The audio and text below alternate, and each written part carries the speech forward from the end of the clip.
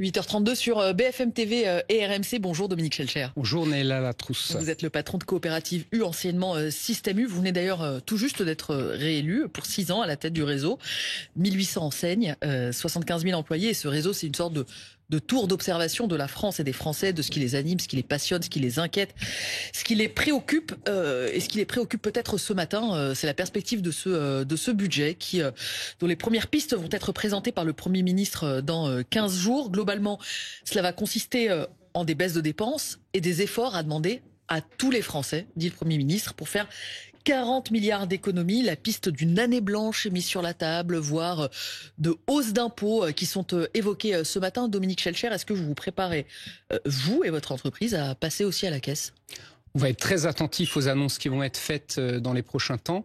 Bien évidemment, c'est le sujet majeur du moment. Il faut réduire, il faut trouver des solutions pour ce budget.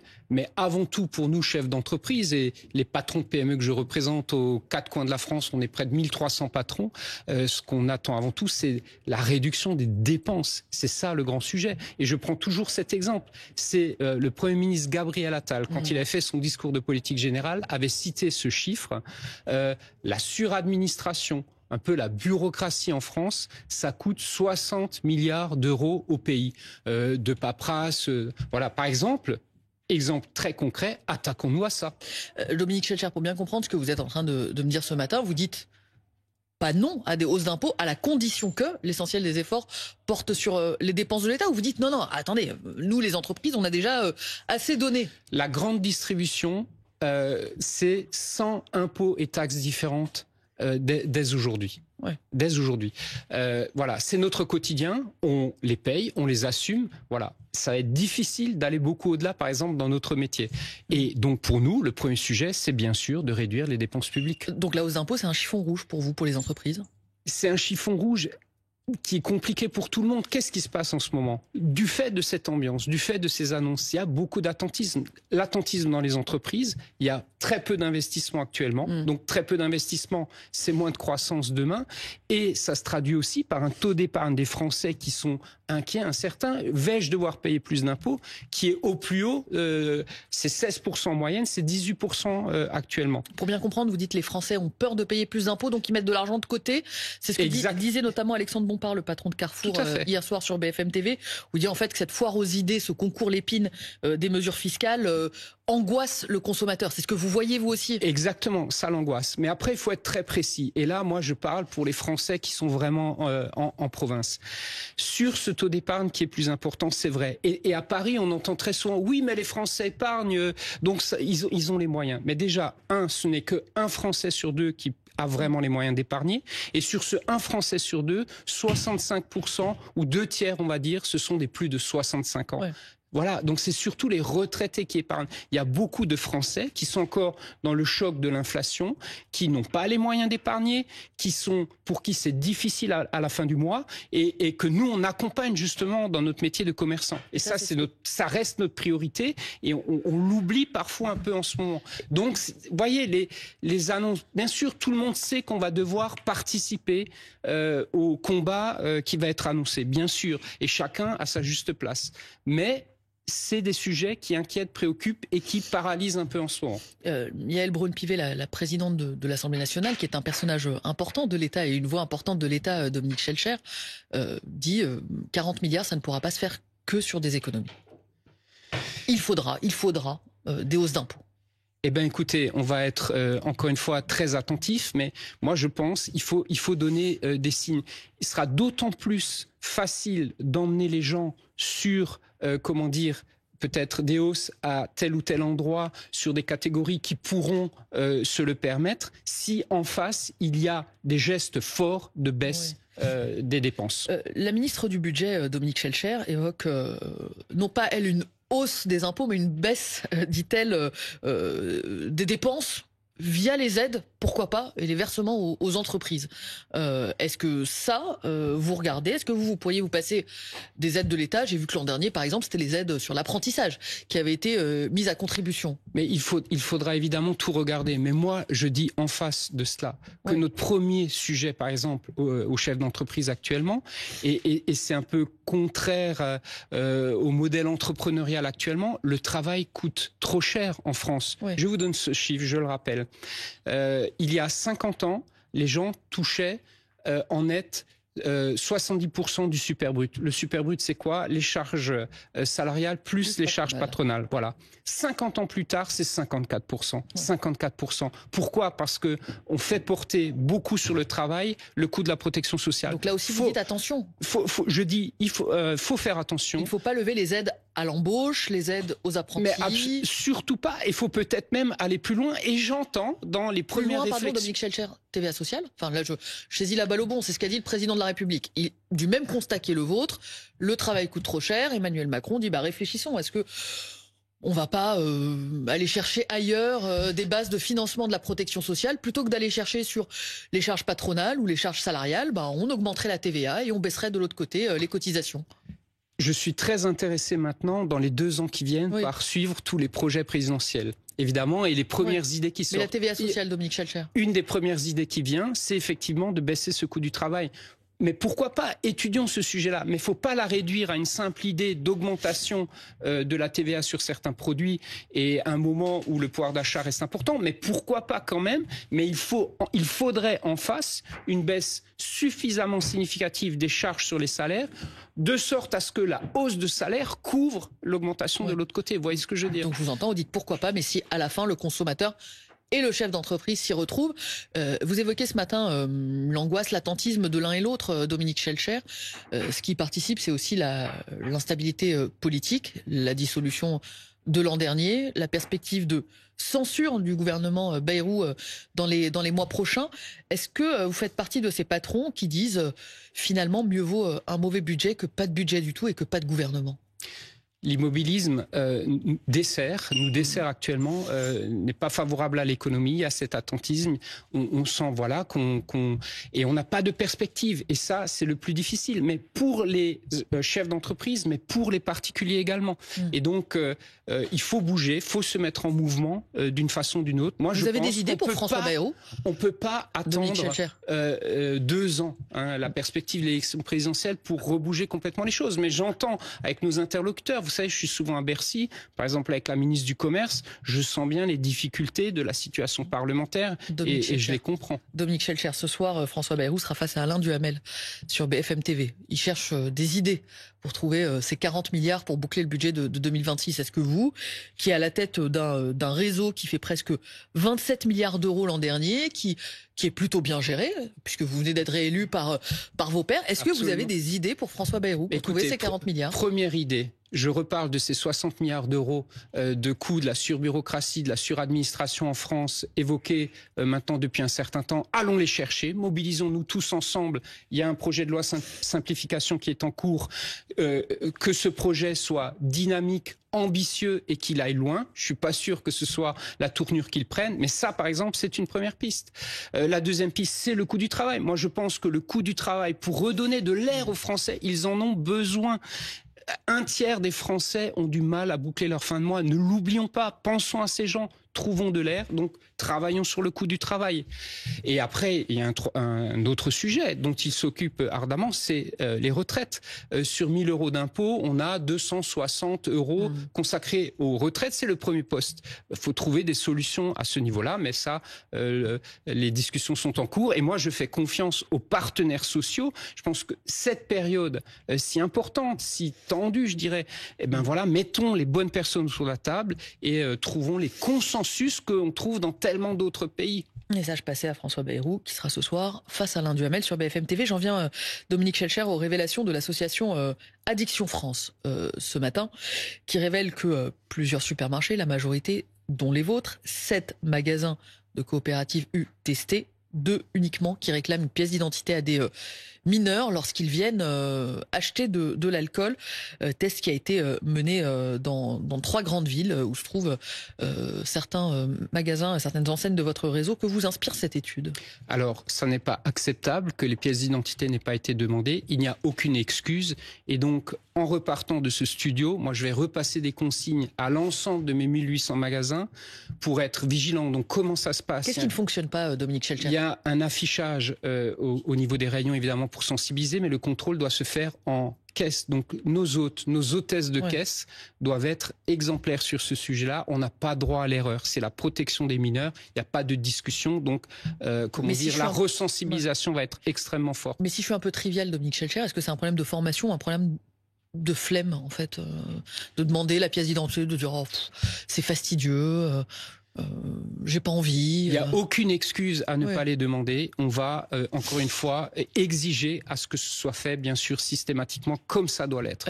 Augmenter les sanctions, comme le réclame l'association Addiction France. Mais nous, on n'a aucun problème avec les sanctions. La loi est la loi, elle s'applique à tout le monde. S'il y a des contrôles, les choses ne sont pas respectées, il faut sanctionner. On est très à l'aise avec ce sujet-là, sur un sujet aussi sensible que celui-là. Et juste pour le rappeler, pour ceux qui nous écoutent, aujourd'hui, la loi, c'est 2 à 10% du chiffre d'affaires annuel de l'entreprise en amende, selon la taille de l'entreprise. Si cette règle n'est pas respectée, les ventes de vin, tout comme les ventes de Roquefort, qui sont en baisse, et y compris dans les supermarchés et les hypermarchés. Emmanuel Macron se rend d'ailleurs aujourd'hui au chevet de la filière Roquefort. Cette menace de taxe américaine qui fait trembler les producteurs, puisqu'un quart de la production est exportée, et notamment aux États-Unis. La réponse semble évidente, mais je suis obligé de vous poser la question, Dominique Schelcher. Si le débouché américain se tarit pour certains produits, évidemment, le marché français ne pourra pas tout absorber en volume. Le marché ne pourra pas tout absorber. On fera nos meilleurs efforts pour accompagner les producteurs qui devraient être touchés, impactés. Mais voilà, vous savez, on a traversé ces dernières années plusieurs crises. Les gilets jaunes, le Covid, la crise inflationniste. On a souvent été sollicité par le gouvernement qui nous a déjà prévenus, messieurs, mesdames de la grande distribution, à un moment, s'il y a une difficulté pour les producteurs, serez-vous là? Nous serons là. Mais à un moment, voilà. Les Français pourront peut-être pas absorber toutes les quantités de Roquefort, mais on fera évidemment le maximum. C'est notre ADN d'accompagner de toute façon les petits producteurs qui travaillent pour nous d'ores et déjà, et on sera à leur côté pour les aider si ça devait arriver. Ça n'est pas sûr encore. À l'inverse, il y a des produits qui se vendent très bien, Dominique Schelcher, tout ce qui est vendu notamment par les sites chinois, Chine et Temu, et vous avez régulièrement pris la parole ces derniers mois pour dénoncer les conséquences économiques des géants chinois. Dans le même temps, vous venez d'évoquer la crise inflationniste, les questions de pouvoir d'achat, des Français qui se serrent parfois encore un peu la ceinture. Est-ce que ces sites répondent pas à cette crise du pouvoir d'achat? C'est des millions de consommateurs qui peuvent se permettre des produits à bas prix qu'ils ne pourraient peut-être pas se permettre ailleurs. J'étais un des premiers à alerter sur ce sujet, sur ce plateau même, ici, il y a quelques mois. On est d'accord que, bien sûr, on est d'accord pour la libre concurrence, bien sûr, mais elle doit être loyale et équitable. Oui. Je rappelle quelques chiffres. Il y a 1,5 milliard de colis qui arrivent de ces sites-là chaque année en France. Actuellement, les contrôles sont très négatifs. La ministre du Commerce nous a dit il y a quelque temps que sur une base de contrôle qu'elle avait faite, 94% des contrôles étaient non conformes. C'est ça qu'on n'accepte pas. Qui est de la concurrence quand vous dites non conforme, loyale, c'est en termes de normes, conforme, par exemple? Il n'y a aucun problème. Mais quand c'est non conforme, là, nous les commerçants, on ne l'accepte plus. Nous sommes nous-mêmes contrôlés. On a parlé d'un type de contrôle tout à l'heure, mais on l'assume et il n'y a aucun problème. Et on peut avoir des amendes, des rayons peuvent être fermés, ça peut arriver en cas de mauvais contrôle. Mais là, ces sites vendent avec un niveau de non-conformité considérable et on les laisse ouverts. Donc on fait plusieurs propositions. Au pire du pire, comme c'est déjà arrivé en France, fermer ces sites, qu'un site soit fermé s'il est vraiment non conforme dans la durée, et à tout le moins, par exemple comme aux États-Unis, renforcer les taxes sur ces sites-là pour changer la donne. Aux États-Unis, le président Trump, c'est ce qu'il a décidé. Les ventes ont fortement évolué. Parce que qu'est-ce qu'il y a derrière? Mais qu'est-ce qu'il y a derrière? Redisons-le.